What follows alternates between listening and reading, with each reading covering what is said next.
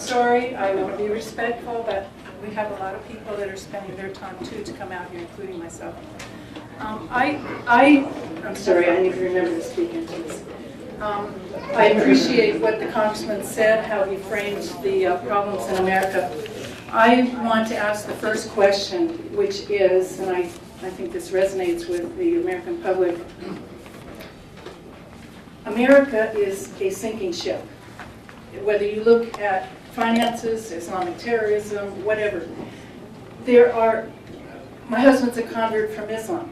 We've done 10 years of work, or better, on what the problems are in the FBI and CIA and how they're infiltrated by extremists. It doesn't matter what section of our ship you look at, there are big holes. And I have supported you, I've voted for you every single time that you've been running. I've lived here since '76. And I want to ask you what you see as the biggest holes, because from my point of view, I'm down below deck trying to figure out which hole to plug, and I see Congress and the President up there figuring out which people to throw overboard to make the ship lighter. I want to know what you specifically are doing as a Christian, as a congressman, to be on the front line. That's it.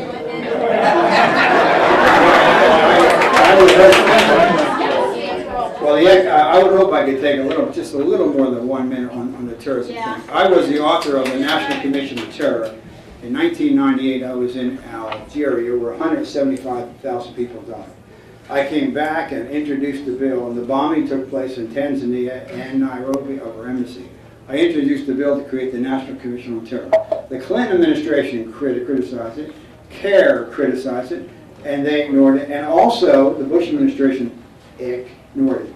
I am the ranking member, was the chairman for 6 years with a committee with the FBI, working to transform the FBI from an agency that doesn't go out just to investigate crime to deal with anti-terrorism. One of the things that I also wanted to add is that this administration also sent 6 people back to Yemen. Yemen is not really a very safe place to send people back from Guantanamo Bay. They also sent 2 back to Afghanistan, and 1 has reconnected with the Taliban. One of the major things, and I'm rushing through to kind of cover this, one of the major things we've recommended with regard to terrorism are 4 things. 1, they bring the high-value interrogation team, which was not used on Christmas Day, to put it with the Counterterrorism Center, and which is in our congressional district. So they're side by side, so whenever a threat comes in, they know. Is it somebody a French speaker, somebody who's a Spanish speaker, whatever. So the team is able to process, so when they go out and interrogate, they're ready.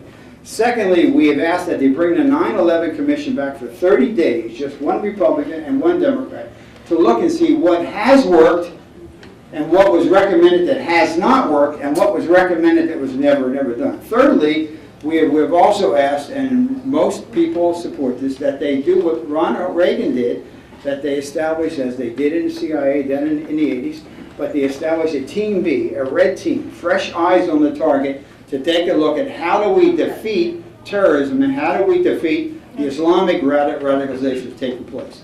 Okay. I appreciate that, but we know how to deal with it. What we need are actual people on the front lines. Yes. Go ahead. We are. Congress, I'm one of your constituents, and like the NC, I voted for you every time, and quite frankly, I'm very appreciative of everything you've done for our district. But I think most of the people in this room are pretty much done with doing things for our district. In the Constitution, if you read, there's a lot of things to ensure domestic tranquility, but there's a number of government agencies that waste our money directly. And in fact, not only do they waste our money, they use our money against us. For example, the National Endowment of the Arts, the Environmental and in fact, the Department of Education now can savage every person in this room. This is what they can do. When you apply for a loan, You gotta ask a question. okay, now the question is, are these agencies that a Republican Congress, of which you're a senior member, are prepared not to cut, not to trim back, but to eliminate? We have clean air and water. EPA is not needed. Education is a local issue, one we pay too much for. We don't need the federal government spending money. Start cutting this stuff back. When the Republicans take over, and I believe the opportunities are probably 50-50, maybe even a little bit higher, I think the Republican Party will have to demonstrate that it's prepared to do what is necessary. There was a Republican House, and there was a Republican Senate, and a Republican President, and a lot of necessary changes wasn't. I'm not prepared to tell you what will be cut, but I believe that the Republicans, if given another opportunity, will do everything we possibly can. Also, it is not only you have to look at all the big picture. Some days you can be on the floor of the House and there can be an raging debate on an amendment and you can be successful in an appropriation process of cutting $2 million and feel very good as you walk off the floor. That week, just in interest alone, the government will pay out $4 billion. So we've got to look at the big picture and not just the individual. But I believe the Republican Congress will do what will be necessary.